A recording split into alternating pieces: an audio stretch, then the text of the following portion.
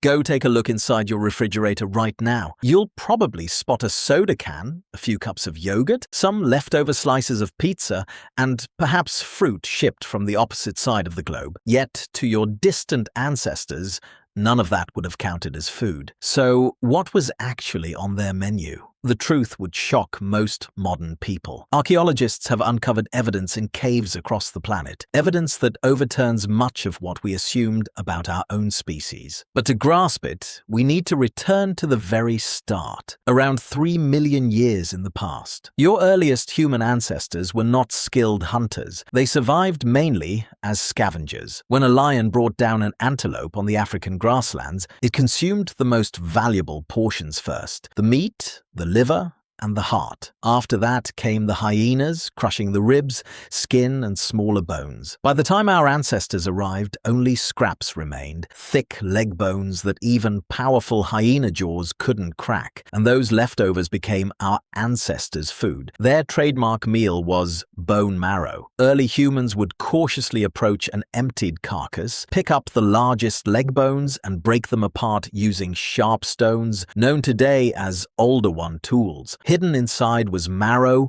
oily, grey and rich with fat. They dug it out with their hands and consumed it uncooked. To our ancestors, this was a banquet. No rival animal could easily reach it. The marrow stayed protected inside dense thigh bones, and humans possessed one unique advantage: hands capable of gripping a stone firmly enough to smash them open. They also consumed brains. A fractured skull could contain nearly a pound of fatty tissue, and fat delivers more calories than any other food source. For ancestors surviving on remains, finding a skull was like winning a prize. This explains why your body still values fat so highly. It carries that ancient memory. Humans also fed on insects, including termites, grubs, and beetles, plump, pale larvae as large as a thumb. They snapped between the teeth much like shrimp. For ancient humans, insects weren't emergency food. They were a regular evening meal. This remained the pattern of life for well over 1 million years, day after day,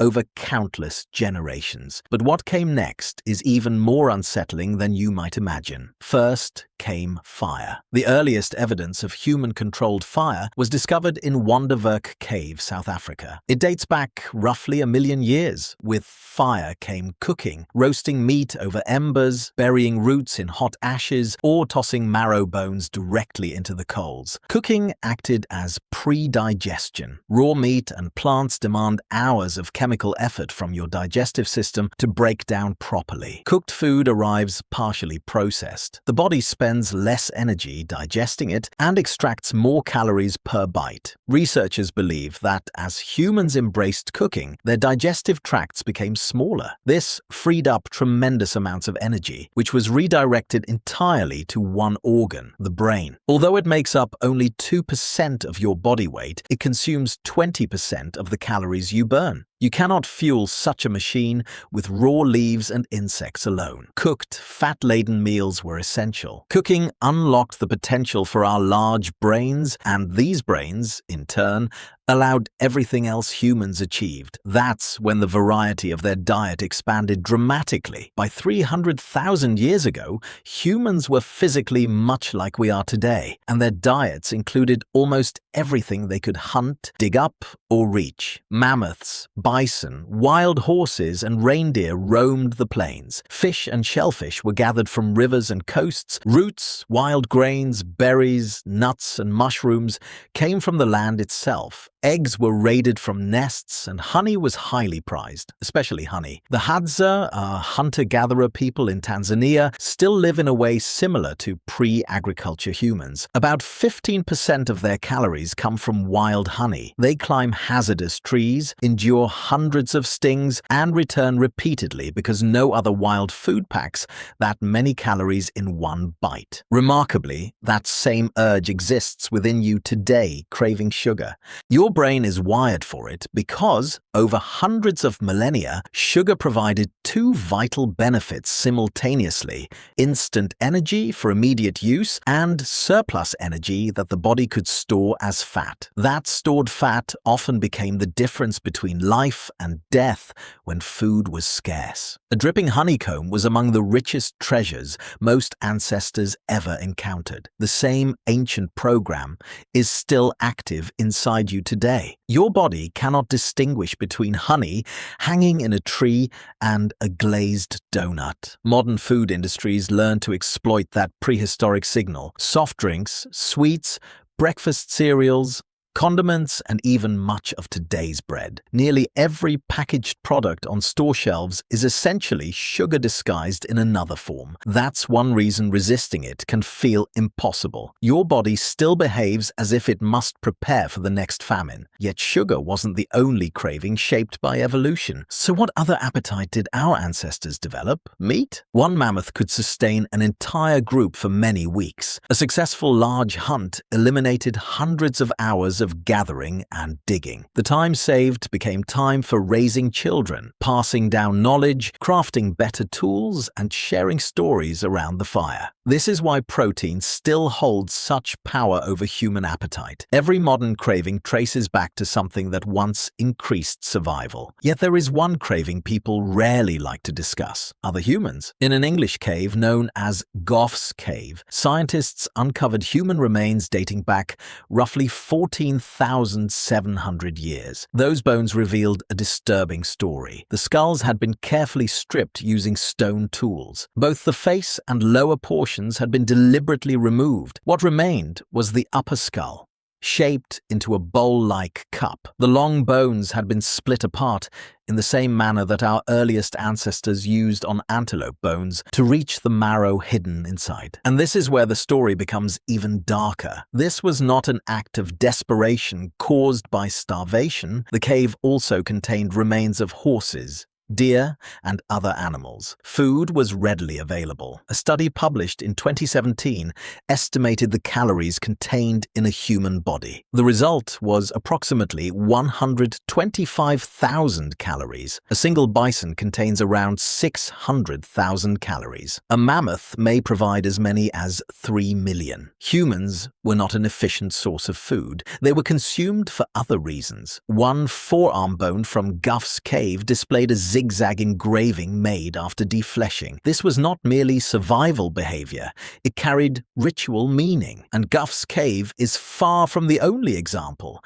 Similar evidence has appeared in Germany, France, Spain, and Croatia. Across hundreds of thousands of years and many regions, humans repeatedly carried out these practices on one another, not always out of necessity, because at some point in our past, we assigned significance to it, and the story becomes stranger still. Our ancestors did not limit themselves to freshly killed meat. They also consumed meat that had begun to rot. When hunters brought down an animal, they rarely finished it in one sitting. So they buried portions underground, hid them deep inside caves, or left them submerged in cold streams for days, weeks, and sometimes even months. By the time they returned, the flesh was often swarming with maggots and smelled of decay. Yet they ate it regardless. Some researchers even suggest they may have favored it that way. Decomposing meat has already been partially processed by bacteria, making it softer to chew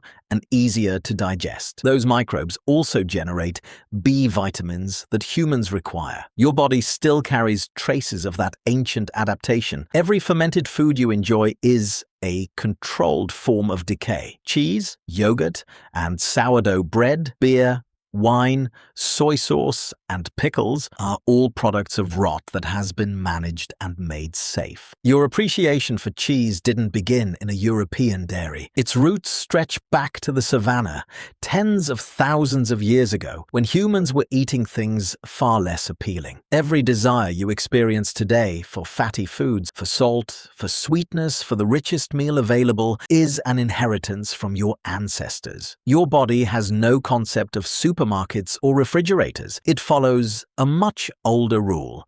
Eat what is rich, eat what is rare, eat whenever the opportunity appears, because tomorrow there may be nothing at all. When you open the refrigerator at 11 p.m. despite not being hungry, you're operating on a program written over 3 million years ago. Still searching, still trying to ensure survival. But the environment that shaped it no longer exists. If a modern human were placed into the world of 50,000 years ago, they would likely perish within days. You probably wouldn't know where to locate clean water. Most plants would be unfamiliar and confusing, and you wouldn't possess the strength or skill to chase down game, climb for honey high in a tree, or smash open a thigh bone for marrow. You would stand surrounded by food without recognizing it. But if a human from 50,000 years ago entered your kitchen, they would believe they had stepped into a storehouse of the gods. Much of it would be beyond their understanding. A cold, sweet beverage sealed inside metal. Bread,